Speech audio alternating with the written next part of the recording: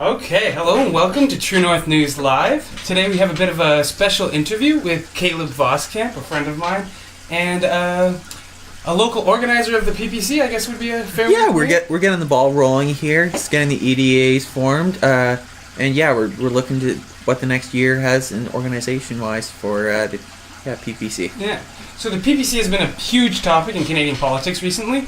But I don't think the mainstream media has really covered the grassroots perspective quite effectively enough, because I think that's something really exciting about this campaign, especially considering their use of social media to kind of mobilize the grassroots. So we're going to be really focusing on kind of that perspective. But first, let's just talk a bit about the People's Party. So really, what I noticed you were pretty quick to jump on to the kind of the People's Party bandwagon, hop on the hype train. Yeah. What really stands out to you within the People's Party compared to the other big federal parties? So it's really there's more of a focus on personal liberty and a consistent platform throughout there. So if you look at the NDP, their platform is not consistent with any guiding values that focus on personal liberty. The Conservatives claim that, but at the same time they're okay with the subsidization of supply management. They're okay with trying to silence the speech of people they don't necessarily agree with on the other side. And yeah, so I've been a fan of Maxime Bernier in the leadership race. I thought he would have really brought some good ideas and some consistency on that front to the Conservative Party. So was a supporter back then with the launching of the new party. I thought there was a lot of opportunity. Was excited to see where it went. Yeah.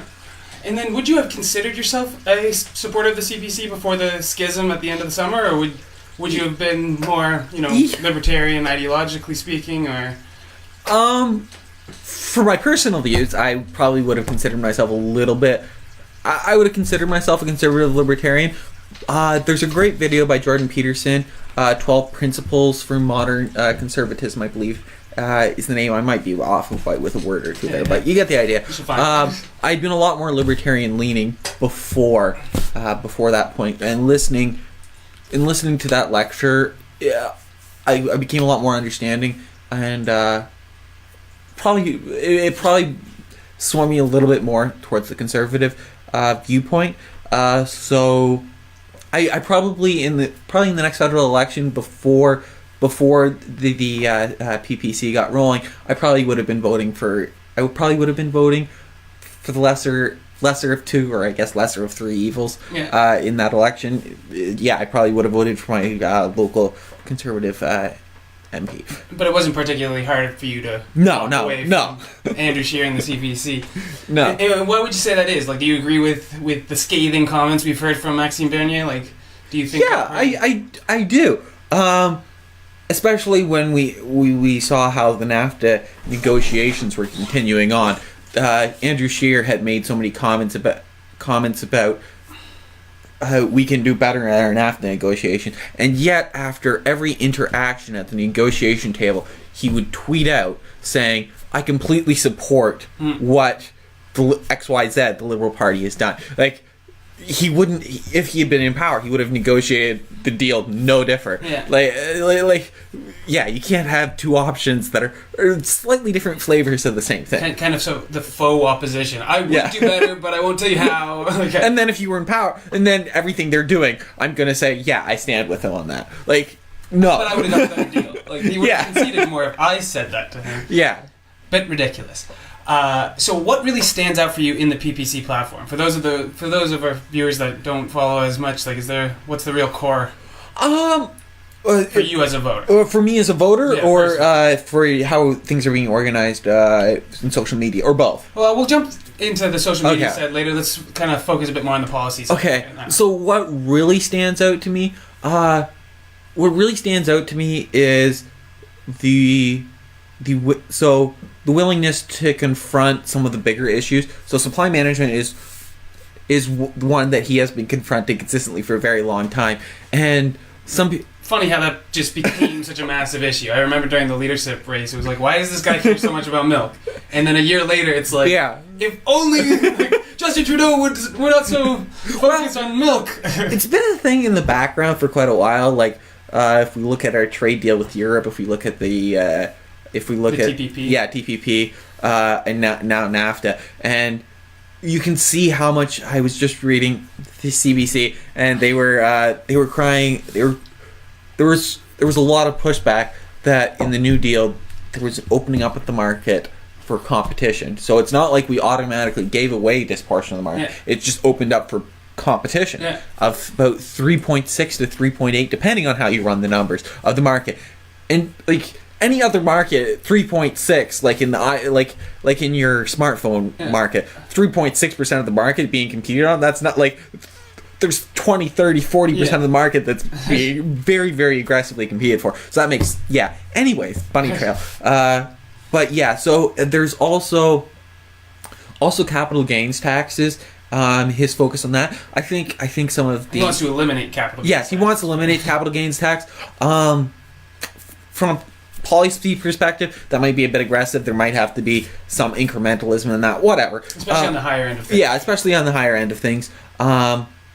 Even if we just reduce capital gains taxes, I think his understanding that, and also his understanding that the Canada tax environment can't be worse than the American side. It's important to remain competitive. We have to remain competitive, and his understanding of that, I think, from the economics viewpoint, is really, really important, because a lot of the other parties, if they do understand it, they aren't acknowledging it. Yeah. He's definitely been willing to step into the controversial. Not so worried about pleasing everyone, just standing up for the principles that he believes in standing up for the principles he believes in. He's really been pushing back on what he sees as, for Maxime Bernier, he's been pushing back on more of the unregulated immigration, which I think a really, really good way to message that would be a focus on economic based immigration. I think a lot, and I think that when you dig into what he's saying, I think that's what he's getting at a lot. He doesn't want to eliminate immigration. He putting it back to Stephen Harper's and Chrétien. So going from 310,000 back to 250,000, and then more rejigging the ratio, right? Not just right now. It's more dominant towards family reunification and refugees, as opposed to economic migrants. He wants to if you look at the numbers, scales, I think. If you look at the numbers, 2015 and 2016, that was very, very true.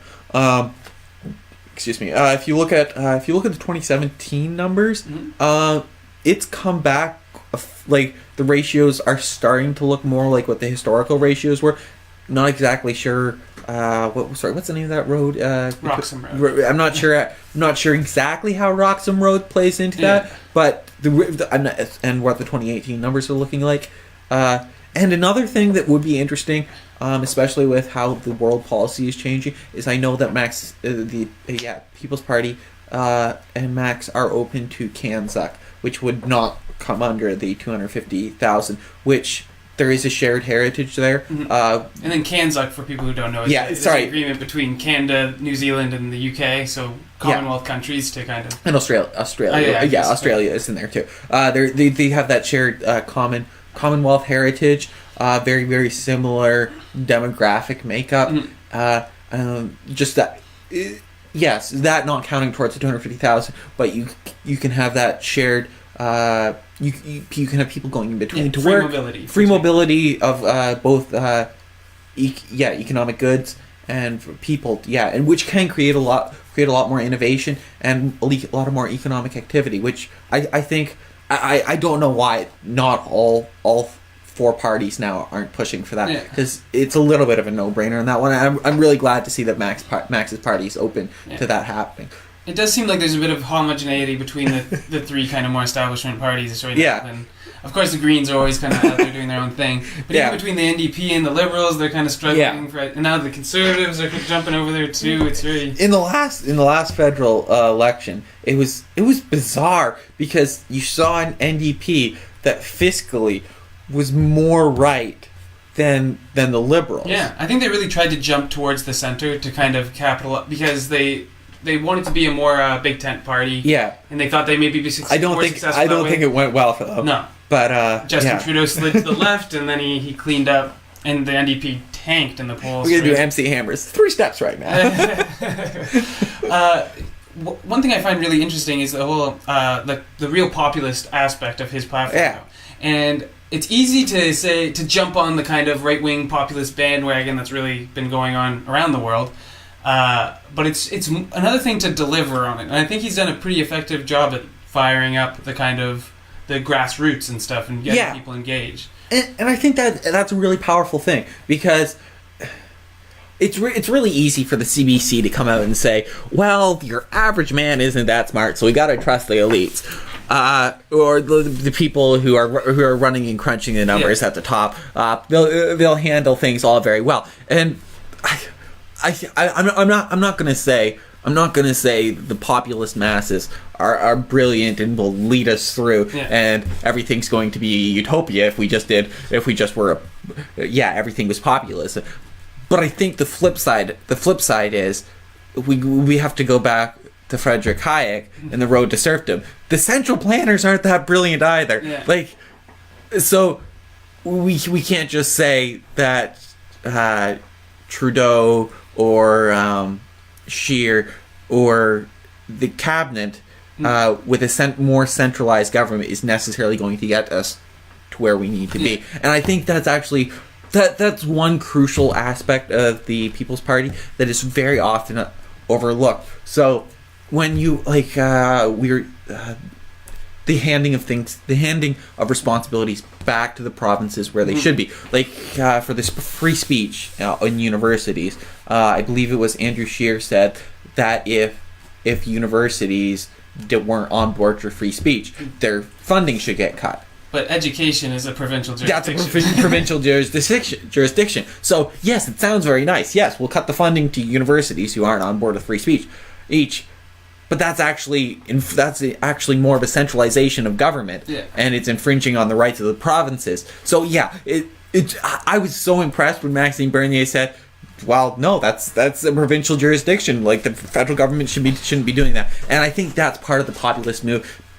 Canada was formed with a certain level of autonomy for the provinces, and to respect that, unlike Scheer, unlike Trudeau, and I think that's really, really important. Yeah, and I think he made similar comments criticizing Scheer on healthcare as well. Yeah, and he seems to be a bit of a more like strict constitutionalist. Yes. Like he's very when it comes to Quebec as well. Like he'd enforce the Constitution, but that's about it. Which I respect. That's what the Constitution that's what it's there for. So do you think Maxime can actually win? That's the big question. What kind of timeline are you talking? In the 2019 federal election. I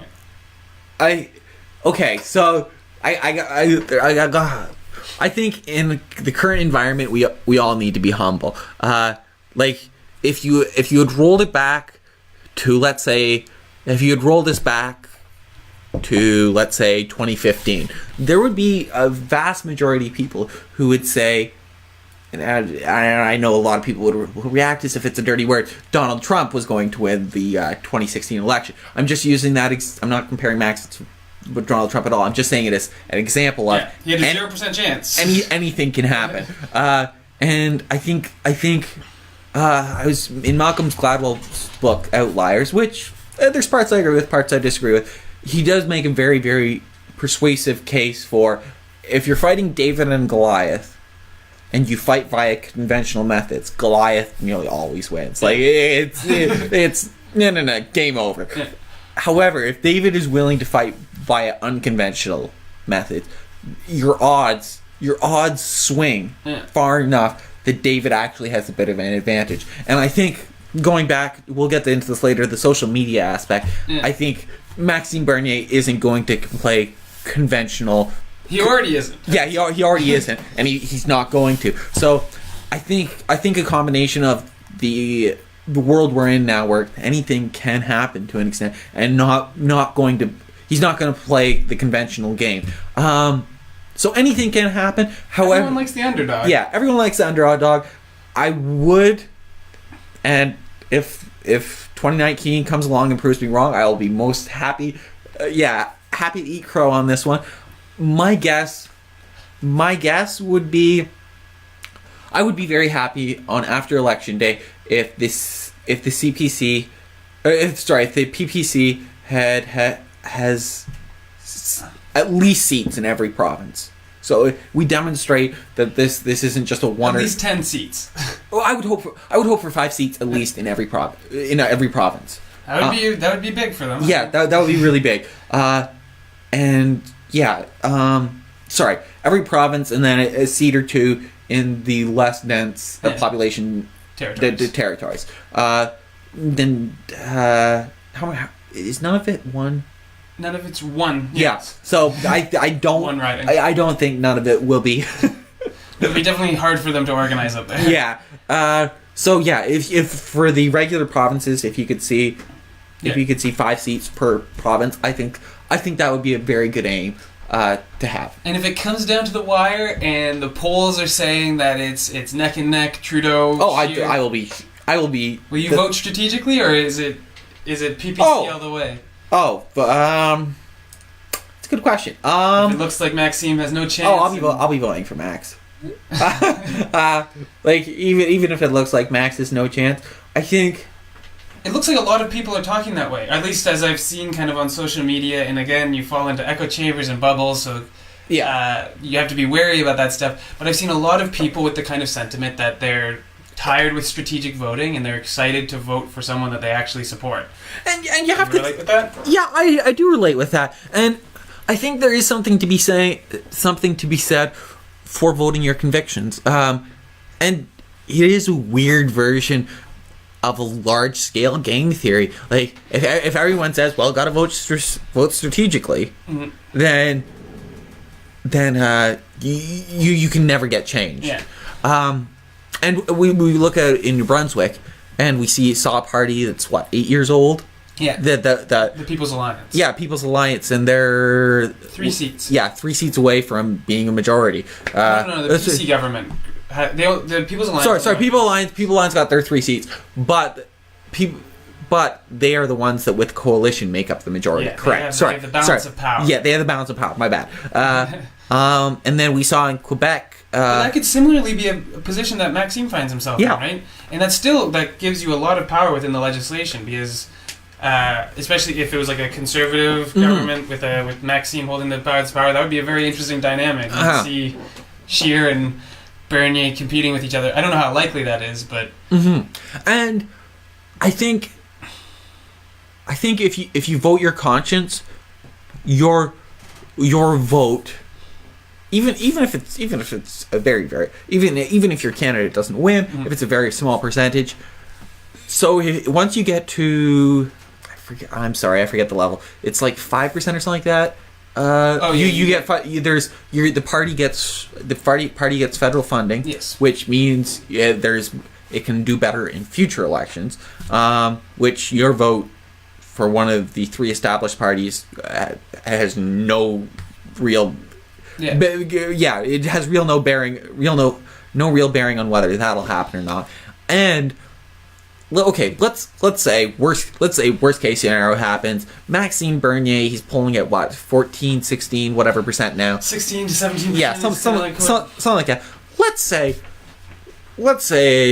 the election goes horribly. Let's say it's a blowout for Justin Trudeau. Let's say the right is split. Worst case scenario. not even split. Yeah. Let's just say massive blowout for Justin Trudeau. Yeah. Wins super. Well, that could happen because in each riding. Yeah. The conservative vote is split. Let's say super majority. Yeah. A lot of the focus in the media will be on how well, like, even if Maxime Bernier's, like, the PPC only comes in at like 7%. A lot of the focus in the media will be on how well he did for like for a first-time party. Like most parties that aren't part of the established three, they come in at 0.3%. They like if a non-established, like the Green Party, there's a lot of times they're doing well to crack 6-7%. They've been struggling for 20, 30 years. I think that on a provincial level in Ontario, the best they ever did was in Ontario. This is the first time they ever got a seat. Yes, first time they ever got a seat. Before that, the best they'd ever done was in the Bruce Grey and Owen Sound riding, and they were like 3% away. Yeah. And that made huge headlines, and it was one seat in a province. Yeah, one not seat, even. Yeah, one seat in a province that they didn't even get. And in Guelph, Night Trainer. Yeah, they got a seat, and that like it was.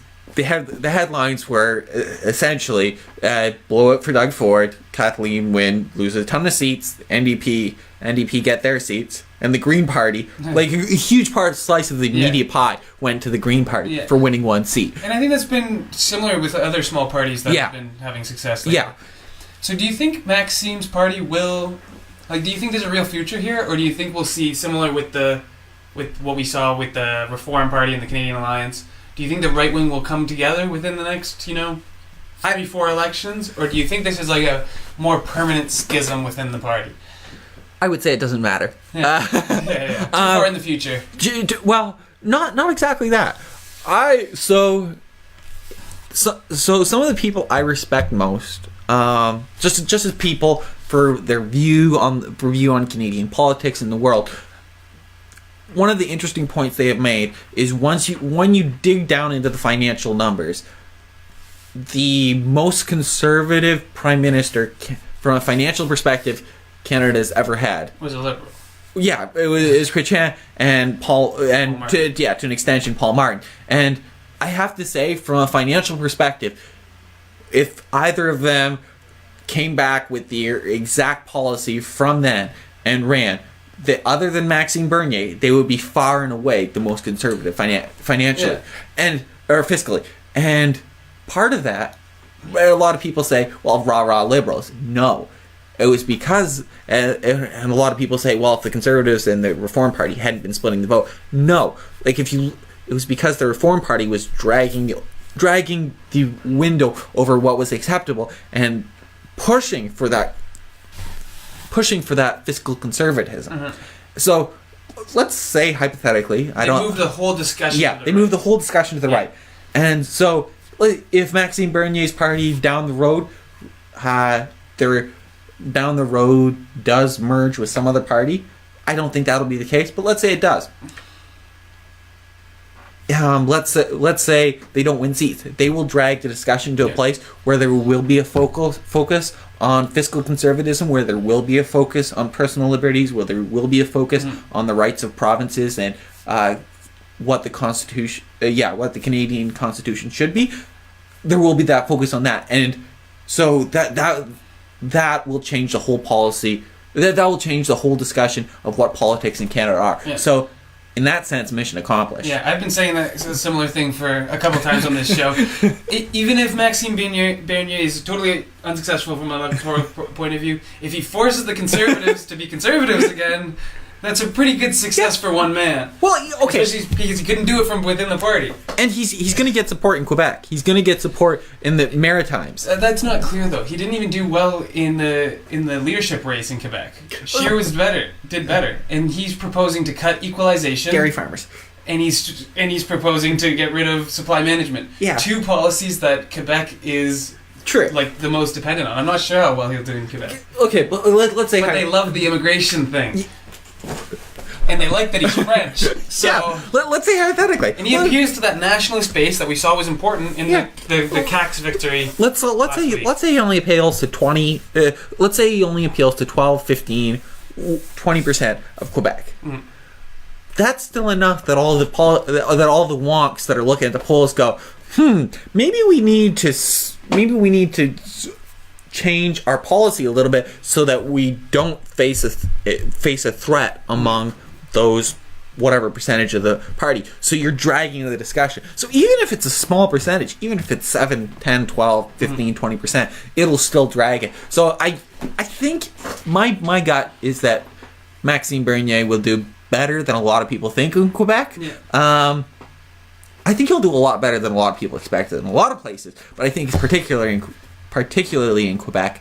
I think if you went to Quebec and you just said man on man, Maxime Bernier versus Trudeau, I think especially in a lot of the more rural ridings, I think maybe in the more affluent, more.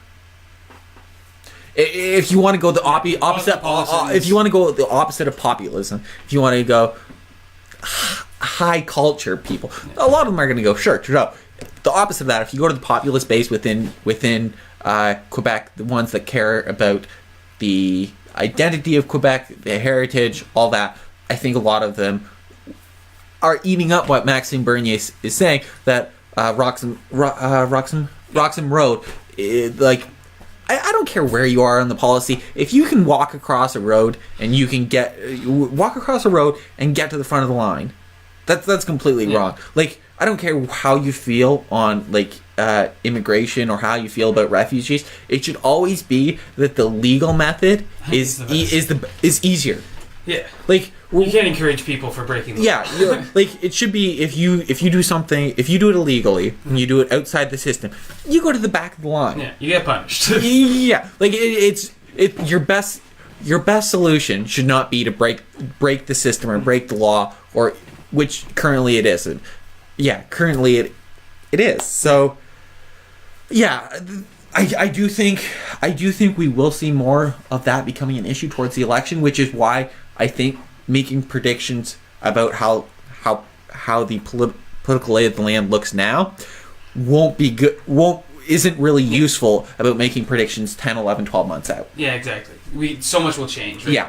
When NAFTA was the big part of the discussion, it was very important for him, but now it's changing with the new established agreement. And do you remember the shooting on the Hill, the terrorist attack? Yes. I was talking to some of my friends, and I was like, if this had happened 3 months earlier, we would have a different prime minister. Yeah. And it's true. You can't predict what's going to happen. There's just so much chaos and so many variables, and it's not. This is bunny trail, but there's so many people who are like, there's some group of people behind the scenes that are pulling the strings. No, there isn't. Like there are special interest groups, and they can try to pull the strings. Yeah, and they'll be try to do influence, but when you come right down to it, the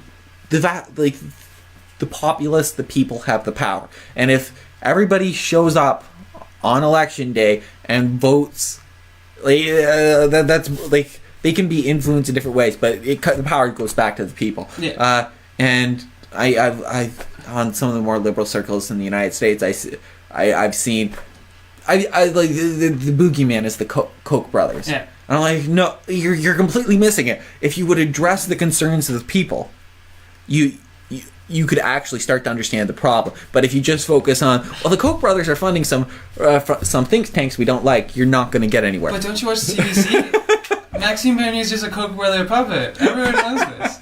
It's hard journalism. And what I find hilarious is some of the more interesting people we see on the Facebook groups have managed to say, Andrew Scheer is both being funded by George Soros and the Koch brother. Now that's some diverse funding there. Especially considering neither of them are Canadians or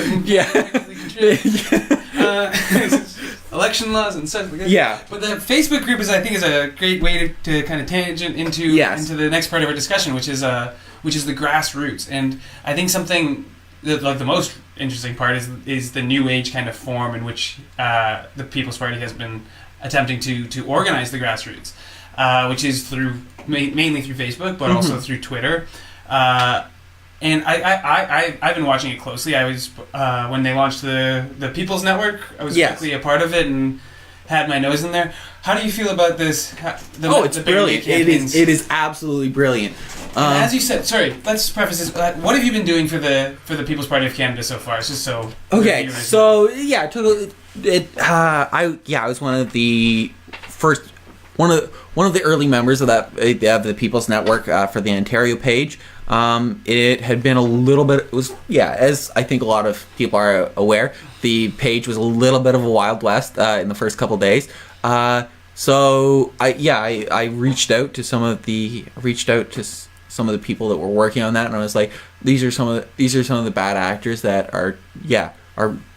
have bad intentions, be they conservative members that are just trying to throw hate towards Maxime Bernier's way, or other bad actors. And I was like, yes, if we cleaned up the page a little bit, I think that can be a much more useful tool for Max. And the CBC was on their edge of their seat, waiting for anyone to slip up, right? Yeah. And they put out some articles that I think were some of the worst. I don't like using the term, but worst pieces of fake news I've ever seen. They tried connecting a web URL that Max didn't own to him to throw blame on him. Anyways, I saw one post that they highlighted, and I'm like, wow, that's the worst you could get. Like, this is the internet. Like, it's not great, but like, you're gonna find that's the worst. That we look like people are not gonna care. You can find all kinds of things. But so, anyways, help them clean that up a little bit, and then help switch the focus more from debate or anything like that, more towards organizing. So right now, the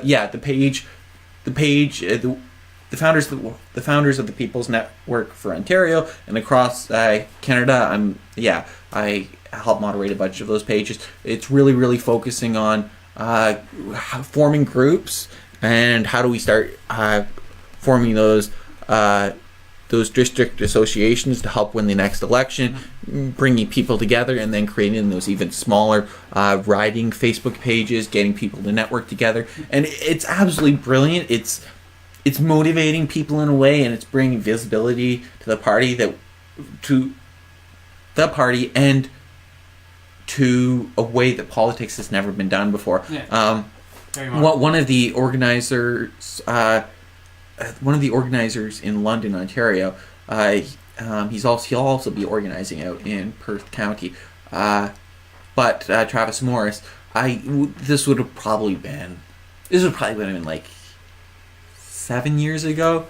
We were sitting down and we were like, we have all this social media, and people are so involved in it, and there's all this information there that can be used to network, that can be used to try to win an election campaign. We were politics wonks, so more so than anyone else at the time in our friend circle, and so we were talking, like, we had joked about like helping trying to run a campaign or anything like that, and we were like, if we ever do something like this, social media is going to be like the foundation and the pillar for how we run it. And it's really interesting to see 7 years later that there is a campaign being run and organized through that, and it's getting people involved in a way that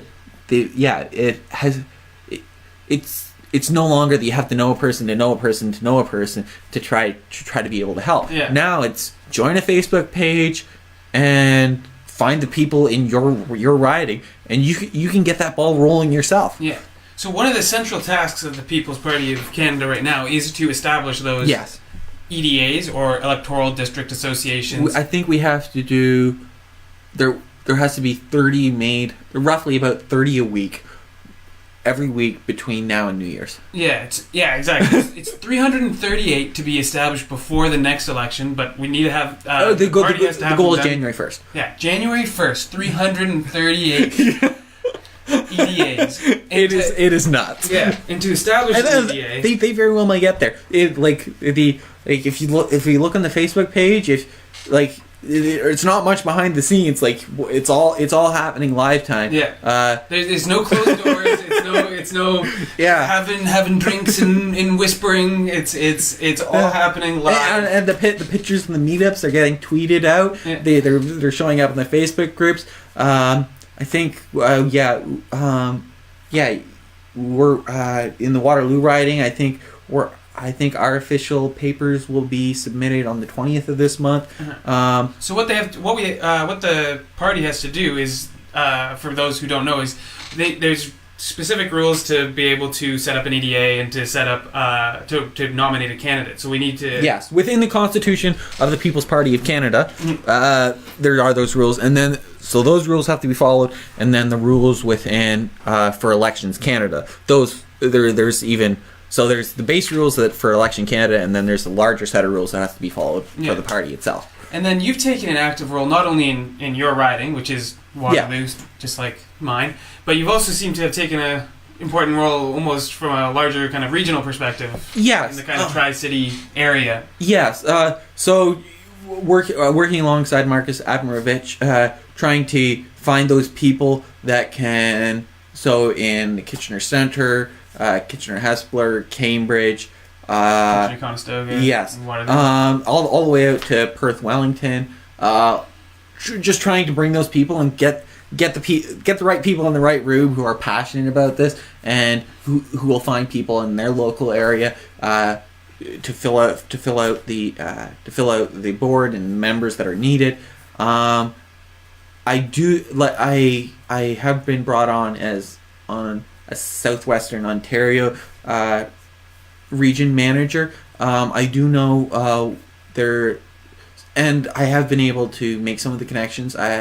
There's a manager for Toronto that I know some of the Canada level managers are looking at bringing on. A great guy. You've done all this networking solely through Facebook. Yeah, through the People's Network, and Yes. That's so cool, right? It's totally different than if you were to become a member in the TPC or the Liberal Party or whatever. Yeah. Totally different. It's very modern. It would be a very, from my understanding of how the Conservatives, I would go to a board meeting once a month, and being a young buck wet behind the ears, I probably wouldn't be trusted with anything. Yeah. And it would be years and years before there would be that much responsibility given. And being quiet, listening, getting coffee. Yeah, and I do think once the election rolls around, I think there will be it will be necessary for an emphasis on people that have a long history in communities who are well respected within them to step up to the plate and run as candidates. And I think those are the candidates that Maxime Bernier is looking for. And typical. Yes, which of course that's how it should be done. That's the kind of people you want as MPs. Mm-hmm. But it's really great to be able to bring in this young fresh blood that's willing to do a lot of the dirty work to organize to get this organization up and running, and that openness to what's new. And part of that might be his background in the private sector. We look at Andrew Scheer, and he's a career politician. He's been in politics all his life, and he's done very good at that. He was the youngest Speaker of the House. He was one of the youngest members of Parliament for about a generation, so he's done very well at that. But on the flip side, Maxime Bernier has done very, very well in the private sector, and has worked in different firms, been an executive, worked in insurance as an executive, and greatest respect to him. So that willingness to innovate and do new things, I think that might be part of where that comes from. Yeah. And he's been effective at raising money and all these. Yes. Very much so. He raised $250,000. So he does not have tax receivability yet, yes. which is really, really huge. And yet he's raised $250,000. Yeah. For those who don't know, like there's tax rebates on donations. So like if you put in a $25 donation to most political parties, you'll get a tax rebate. 75% of it back. $20 back. Yeah. But Max, it's not. You're not getting anything back, at least until they set up the official party and register with Elections Canada. And not only that, they have to run. They have to run it's only receivable after you run a candidate in a riding. Oh, so they won't be able to get tax receipts until the election? No. Or until they have a candidate? So by-election. Anywhere. So if they have a by-election anywhere in Canada, they run a candidate. After that happens, then everything... So that's essential. And there's 2 upcoming by-elections, I think. Yes, there had... B, South, and... Yes. So I think there's... I'm not privy to what's happening there. I imagine there's a lot. Yeah. There must be a push. It's too essential to get tax receipts into this party. So there will be a massive push to get someone into one of those by-elections. So even if they don't win, just so that there's tax receivability, a lot. I know from the people from the Libertarian Party that have been interested in Maxime Bernier's movement and the PPC, there had been some talk of a merger. I don't think that'll happen from everything I've heard, but one of the key, a lot of people from the PPC background who had been started supporting Maxime Bernier was like, we don't. What advantage is there? And the one massive advantage would be tax receivability. Upon that merger, there would be immediate tax receivability, which, there's some cons with that. You bring on those people, which could have their own agenda. You have people who would probably be wanting to run as candidates that wouldn't necessarily fall on the same platform. So there's lots of cons with that, but one of the major pro would be immediate tax receivability. Yeah, for sure. And do you have any concerns with the whole Facebook almost reliance of the whole campaign? Because in the past we've seen, especially a lot of like political movements when we have events and stuff, many people will say going, but they'll only be. I think there was actually a study, and it's like 50% of people that say they're going to end up actually. So are you going. concerned about that, and people being more willing on the internet to participate in this kind of organization than they actually are in real life? I mean, so yes, Facebook is good for getting that initial momentum going, for getting people organized. The people that are really interested will end up showing up, and those are the people you want and that you need. And we've been having lots. So I think our one meetup we had 18 people that showed up. We had more people showed up that said that that had said they were attending. So it really comes down to the individual. I do think one thing Maxime Bernier has been doing differently. So a lot of the people within the leadership race way back in the day, a lot of the lists they collected were through the party. All the lists, everything Maxime Bernier collected, that was through his own private systems. Yeah. So one major advantage he has coming into for setting up the party is all the information he has ever collected is his own. Yeah, he's done it through his personal website and stuff like this. It's not as if he's starting from scratch. They called him out on that, like the day he left the party. Right? Yeah. They were like, you can't use any of that stuff. No, that's fair. You collected during the race. Or leadership. No, that's completely fair. He was upfront with why he was collecting it for himself for the leadership race at the time. That's completely fair. And when he's signing up members, new members are free until Halloween. Halloween. An easy way to remember it. It's so get them. You get a signed. Yeah, you get your certificate. You get your certificate that you're a founding member. Which I could be wrong on this. There's 25,000 members already, or 30,000 members already. Oh yeah, something like that. Yeah, I think it's 30,000 members. I'm sure in the comments people will flame me for I think it's getting it wrong. $40,000 collected in 25,000 members. Yeah, something like that. Well, it's going to be more now because time. Time has passed. So, given his list from the leadership race, given that 25,000 members already, even if, and I don't think this is the case. I think social media will just keep. Social media is what the present looks like, and it is what the future looks like. Yeah. So I think that'll just keep building momentum. But let's say Facebook went up in a puff of smoke tomorrow. Mark Zuckerberg turns out, as all the conspiracy theorists turned out, he was actually a lizard man, and Facebook gets shut down. all of that will not be the case. But let's just say, hypothetically, it happens. He'll still have all his email list, those sweet 25,000 members. He'll be able to raise money faster than any conservative can possibly do so. And the momentum will keep rolling. So we've talked a lot about Facebook. But what do you think about Bernier's approach to Twitter? Because I think Twitter has become probably the most influential social media, maybe barring YouTube. And I think he uses Twitter very differently than our establishment politicians. I think very commonly you see this kind of PR front kind of Twitter, which no one cares about. Right? No, it's just little videos of them wishing. We just scroll past it faster. Yeah. Happy Thanksgiving, happy Eid, happy whatever, and photo ops and stuff like this. Whereas Bernier has a very different approach. He'll talk about policy. He'll talk about ideas. He's calling out journalists, and he's talking about ideas, and really. And do you think which one do you think is the more effective? Because it really seems that like 90% of politicians have the kind of Justin Trudeau people don't care. PR front. People don't care about PR. People don't. Yeah, like people don't care about obvious, blatant PR. They care about ideas. They're willing to engage in ideas, and they're willing to make sacrifices. They're willing to make volunteer. They're willing to donate. Like there's a